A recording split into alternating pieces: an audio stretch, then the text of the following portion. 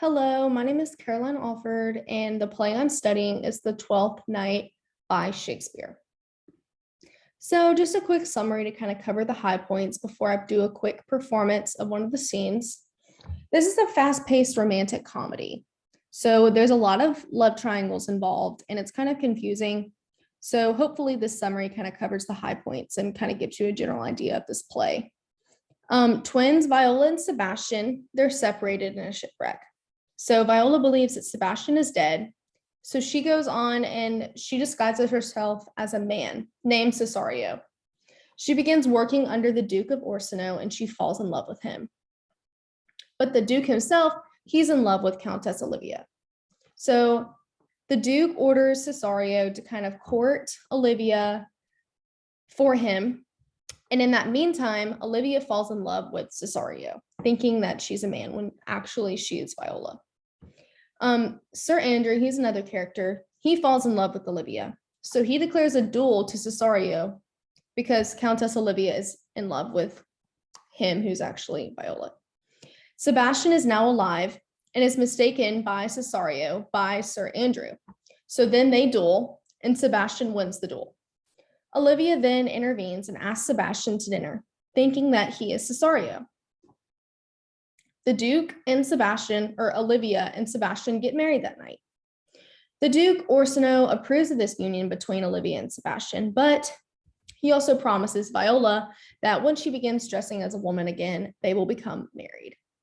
I'm going to do a quick scene with my cousin. She's going to help me kind of act out one of the scenes for y'all to kind of give you a general idea of this play.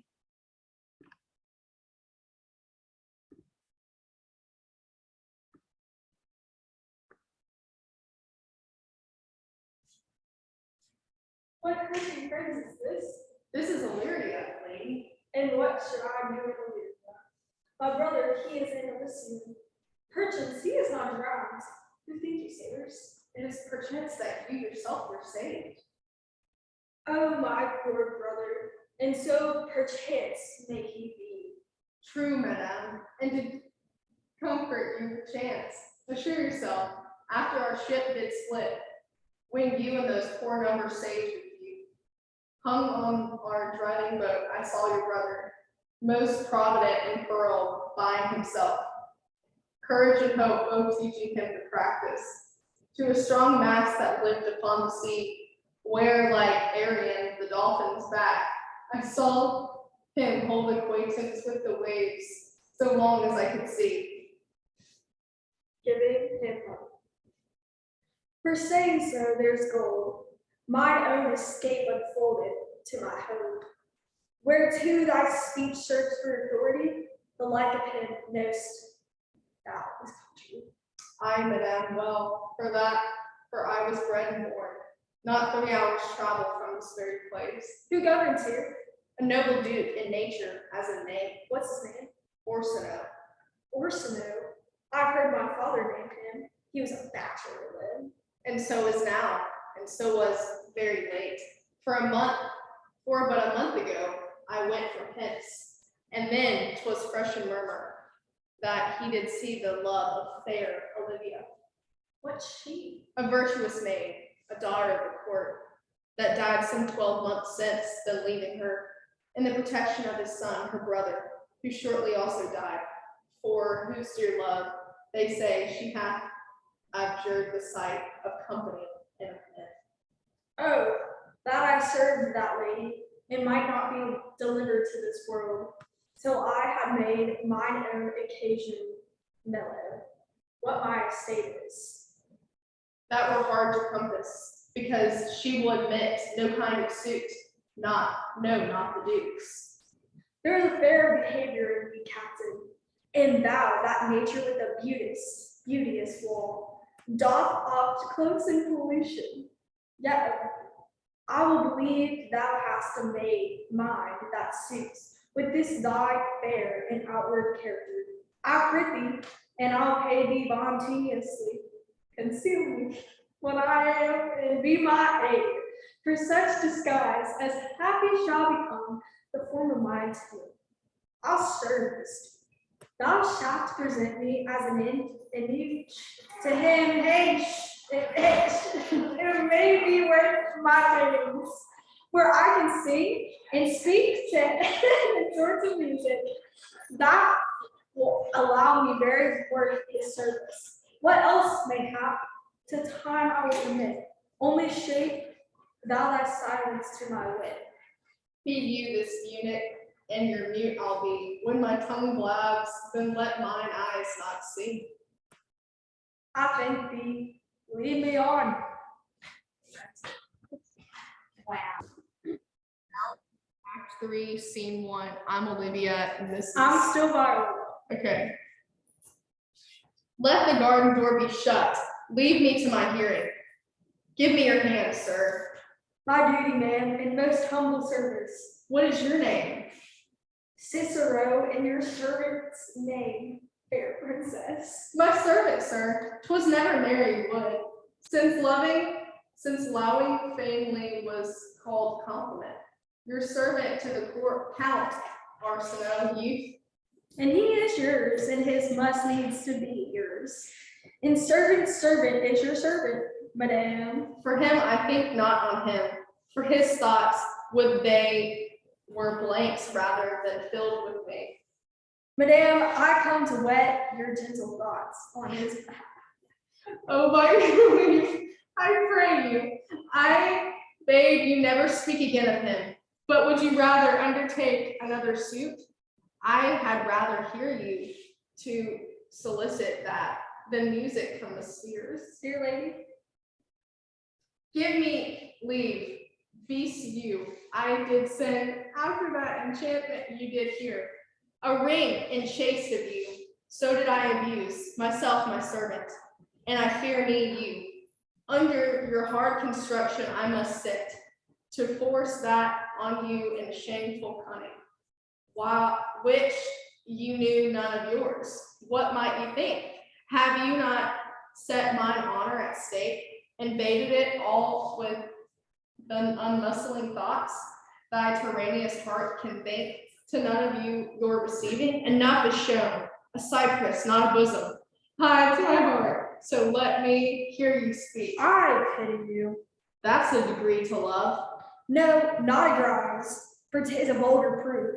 That very oft we pity enemies. Why then methinks 'tis time to smile again. O world, how at the poor are be proud.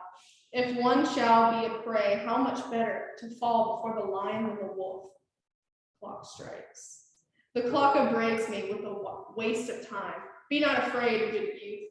I will not have you. And yet when wit and youth is come to harvest, your wife is like to re-up a proper man. There lies your way, due west. Then westward ho, grace and good disposition, attend your ladyship. You'll nothing, madame, to my lord by me. Stay, I prithee, tell me what thou thinkst of me. That you do think you are not what you are. If so, I think the same of you. Then think you right, I am not what I am. I would you were as I would have you be.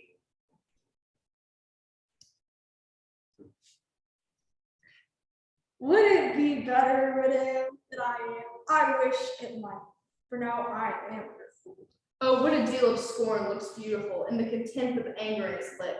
A murderous guilt shows not itself more soon than love that would be seen hid. Love's night is new. Cesario, by the roses of the spring, my maidenhood, honor, truth, and everything. I love thee so, and my grid all thy pride. Nor wit nor reason can have my passion hide. Do not extort thy reasons from this clause, for that I woo thou therefore hast no cause, but rather reason thus with reason better.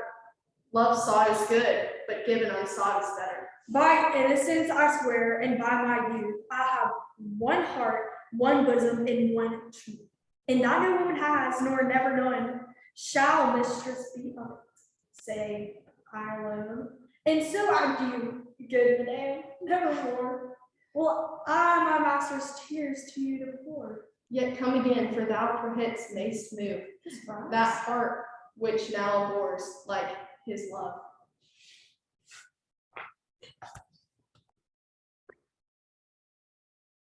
Okay, I hope you enjoyed that little scene. Here are some famous quotes that are mentioned in the play that I thought were very inspiring or just kind of different. So, if music be the food of love, play on. This is said by Duke Orsino to musicians in Act 1, Scene 1. Some are born great and others achieve greatness. Malviola, line 149, Act 2, Scene 5. Better be a witty fool than a foolish wit. It's said by a fool, line 34, Act 1, Scene 5. Journey's end and lovers meeting. Fool, line 44, Act 2, Scene 3. There is no woman's sides can bind the beating of so strong a passion, or snow about Olivia to Cesario. Lines 91 to 101, Act 2, Scene 4. So these quotes, they just kind of stuck out to me during the reading the play and watching it. I just kind of found that for the first quote, I myself love music, love listening to music. So I kind of resonated with this quote. I just thought it was very interesting, especially in one of the first scenes of the story. And something like some are born great, others achieve greatness. I feel like that's something I've grown up learning, and I just found it interesting how that's, written in this play and something that, even so long ago can still be applied to something today. And those other quotes are great too, especially the last one, because it's kind of gives you a general idea of the love triangle. The Duke is talking to Cesario about Olivia. So that's just kind of the love triangle intertwined with these famous quotes. Some vocabulary that I found that kind of still are in today's society. Surfeit, it's to supply or feed excess. Abatement, the act of making less active or intense. Purge, rid of impurities. Baffle, publicly humiliate. Contemplative, involving prolonged thought or prayer. Give me leave, do not interrupt me. Fickle, changing frequently, especially in affection. Passage, shorter parts of longer written works. Valor, courage when facing danger. Gait, particular way of moving foot. Bestow, gave as a gift. Disassemble, disguise. Cunning, cleverness. Malicious, desire to hurt others or see them suffer. So one that really stood out to me was valor. We've learned that throughout this course. I just thought it was very interesting that that's also included in here, especially the same time period. So I thought I really wanted to include that word specifically as well. Something like give me leave, do not interrupt me. That's something that, you kind of hear, but you don't know exactly the meaning. I thought that'd be important to include that as well. I found cunning, just certain words that, you use in your everyday life, but sometimes you don't know exactly what they mean or that they were even used in a time period back then. So I thought that was interesting to see some of these words included in the play. So originality of the play. This play is a reference to the 12th night after Christmas Day. It's also called the Eve of the Feast of Epiphany.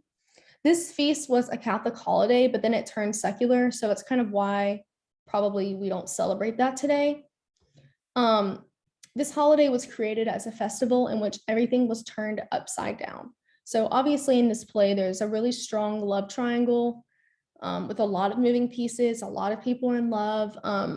So everything's kind of going haywire, and it's just a comedy written by Shakespeare. So it was written around 1601, and it's considered one of his greatest comedies. It was first performed on February 2nd, 1607. And so officially the 12th night is on January 5th. And one question that I kind of asked myself was, why was it not performed on the 12th night after Christmas? Well, it's because back then they had a whole time period reserved for just like no performance. It's kind of the Christmas season. So it's November 1st to February 2nd. So on February 2nd is when they first did the performance of the 12th night. Transform the familiar kind of love story into focusing on the heroine's perspective. So normally when you read a play, it's normally around the man.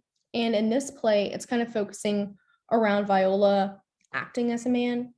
And also back then, men played all characters. So I bet it was even more confusing to watch this play.